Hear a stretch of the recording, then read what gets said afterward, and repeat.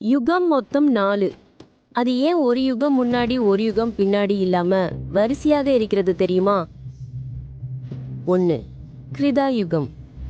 விஷ்ணுவின் 4 அவதாரம் உயிரினங்கள் வாழ்க்கை கடலில் தொடங்கி காடுகள் வரை வாழ்ந்ததை உணர்த்துகிறது. 2. திரேதா யுகம். விஷ்ணுவின் 3 அவதாரம் மனித வாழ்க்கை காட்டில் இருந்து நகரம் நோக்கி ஒரு சிறிய பரிணாம வளர்ச்சி. 3. துவாபர யுகம். விஷ்ணுவின் 2 அவதாரம் மனித வாழ்க்கை காட்டிலிருந்து முழுமையாக நகரத்தை நோக்கி முழுமையாக விவசாயம் செய்ய தொடங்கிய காலம். இதற்கு முந்தின காலத்திலேயே விவசாயம் தொடங்கியது, ஆனால் முழுமையாக இல்லை. சிலர் காடுகளில் வாழ்ந்து கொண்டிருந்தார். 4. கலியுகம். அவதாரம் கல்கி. எதிர்காலத்தில் வரும் குதிரை மீது வருவார். ஒவ்வொரு யுகங்களிலும் விஷ்ணுவின் அவதாரம் குறைந்து கொண்டே வருகிறது.